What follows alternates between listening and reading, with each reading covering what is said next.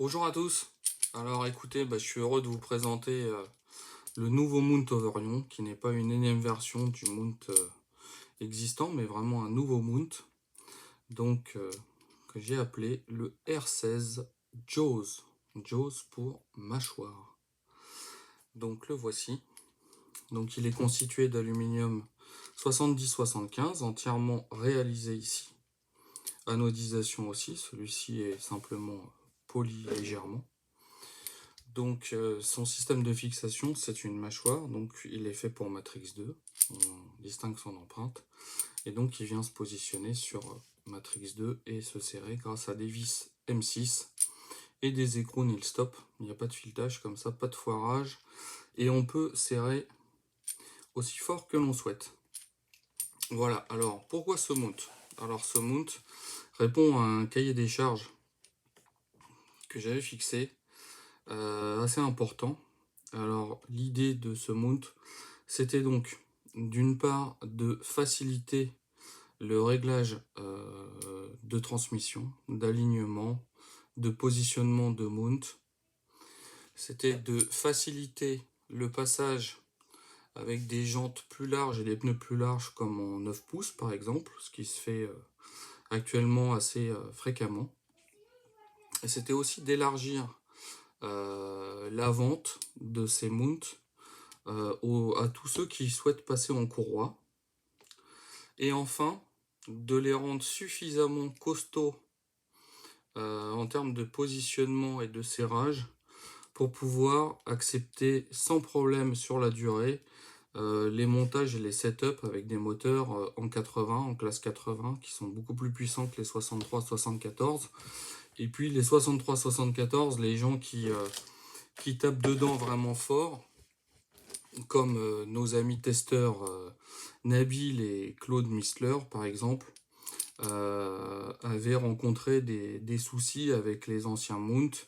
Il arrivait que les mounts puissent bouger par déformation du hanger, et puis ensuite c'est un peu la foire à la saucisse, puisque quand le mount commence à bouger, on serre de plus en plus fort, on finit par déformer le truck, par foirer la vis M8 de positionnement du mount, et on obtient ce genre de choses.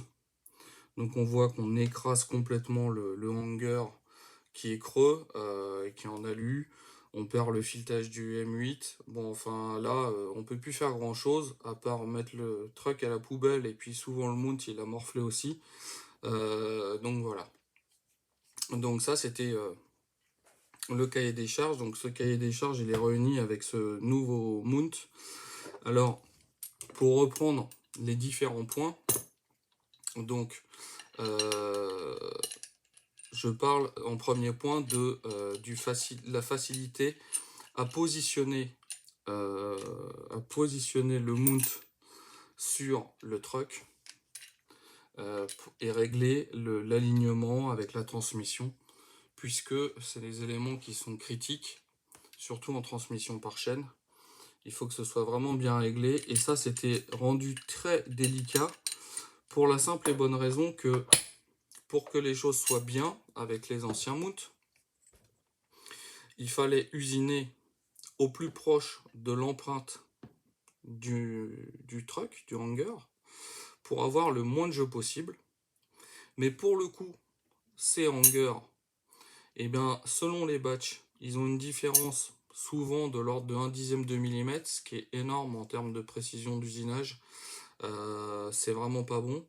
Donc en clair, quand on se retrouvait avec les mounts, bien souvent, soit pas assez de tolérance, on n'arrive pas à rentrer le mount, comme là c'est le cas par exemple, j'arrive pas à le rentrer, ou sinon, on fait une empreinte un peu plus large, et puis le mount, pour le coup, il va flotter.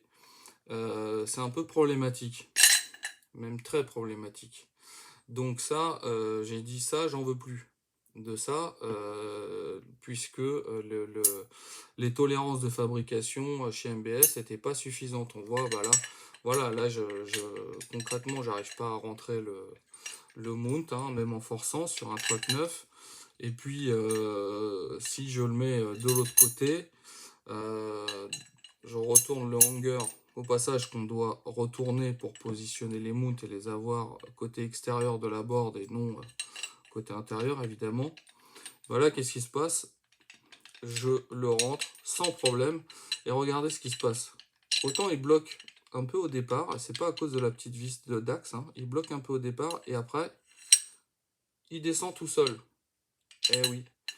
Et ben ça c'est une problématique assez insoluble en termes d'usinage de ces anciens mounts, qui est dû simplement au fait que l'axe est rentré en pression dans le corps du hanger qui lui-même est creux. Et comme il est rentré en pression, au moment où il est rentré en pression, eh ben, il écarte de fait le hanger qui se retrouve évasé. Donc il a une section qui est un peu plus large au départ et ensuite une section constante tout le long. Et forcément, cette zone, ce point d'inflexion, il commence où? Sur le M8, c'est-à-dire là où on positionne le mount.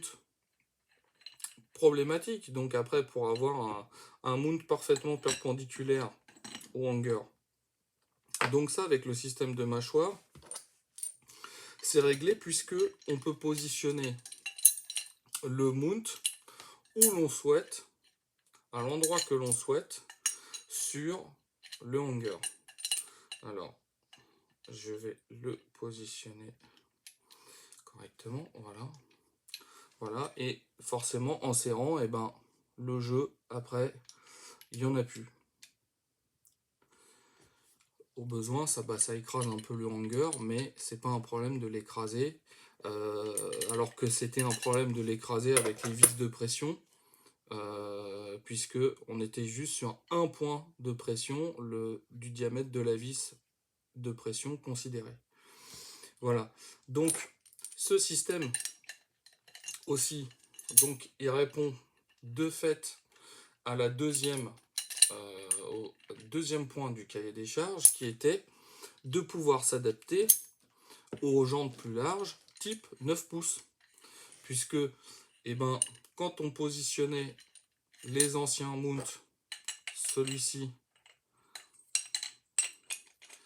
sur le hanger, on était contraint par la vis M8 que l'on voit ici. Et quand je venais positionner une jante de 8 pouces, eh ben, on avait pour la transmission cet espace qu'on voit entre le mount et la couronne,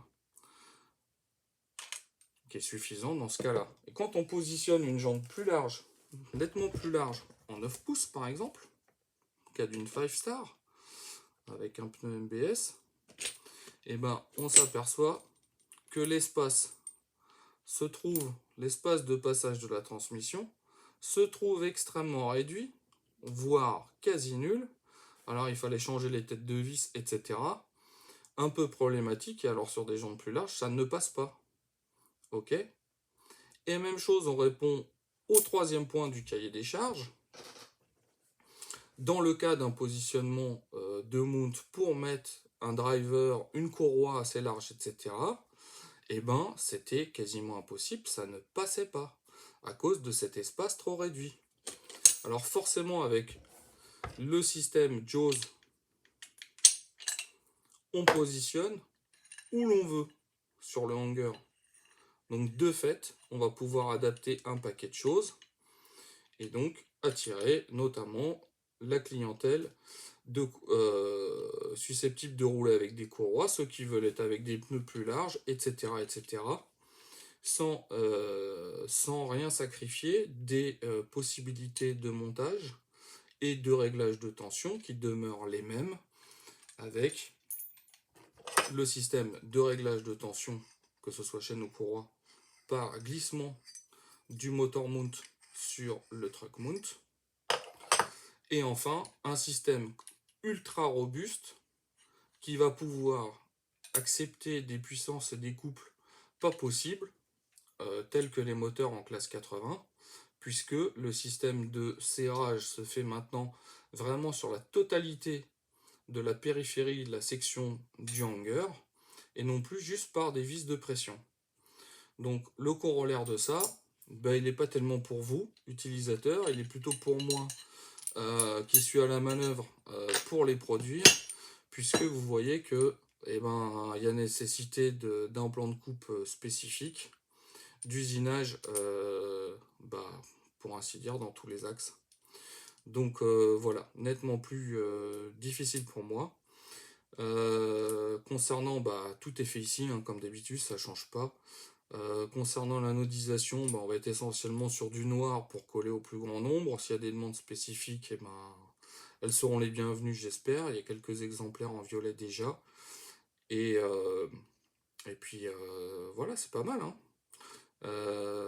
Une chose, restez bien à l'écoute. Il y a une petite nouveauté qui va arriver.